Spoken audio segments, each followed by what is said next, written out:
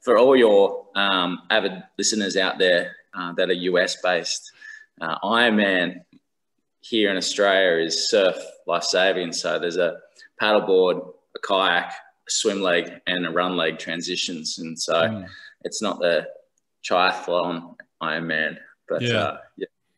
Yeah, now you turned professional in that at a very young age, like age 15, super young, right?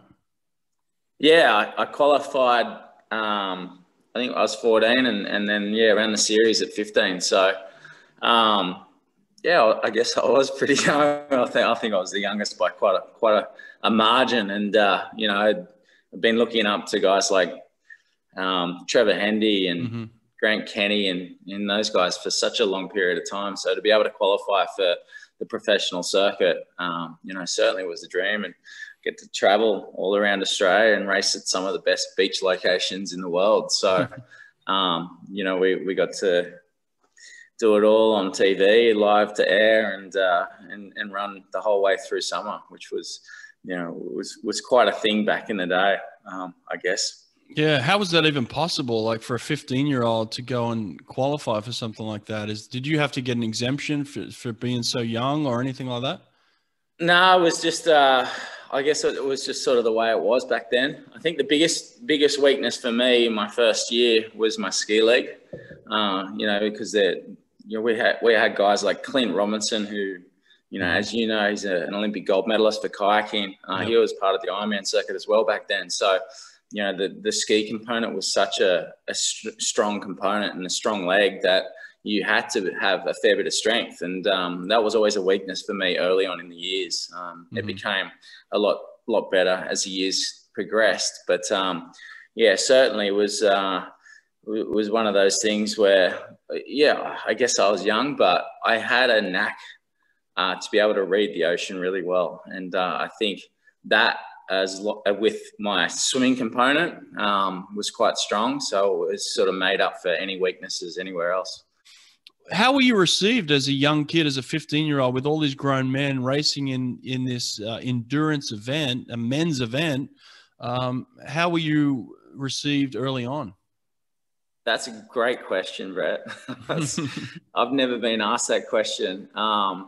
It's a really interesting one because I felt that energy when I was young, that it wasn't great. And it wasn't until I got older and I saw these young kids come through, I'm like, oh man, what a little shit, so quick.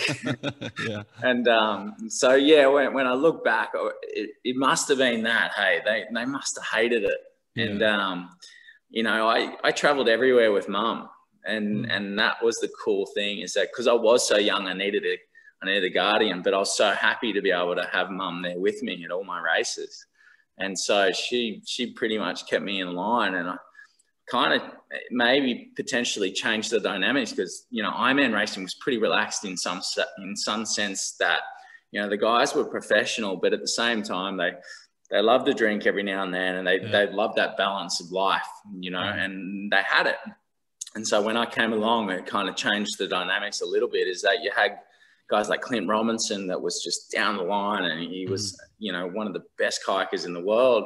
And so that kayak leg was always fast. And then the board and the swim, potentially before I came in, was, was quick, but it certainly wasn't like, an Olympic standard swimming quick once they got into the ocean. And when I came in, I think, when I was a 15-year-old, I think I might have been swimming, I can't remember. I think I went 356 for my 400s.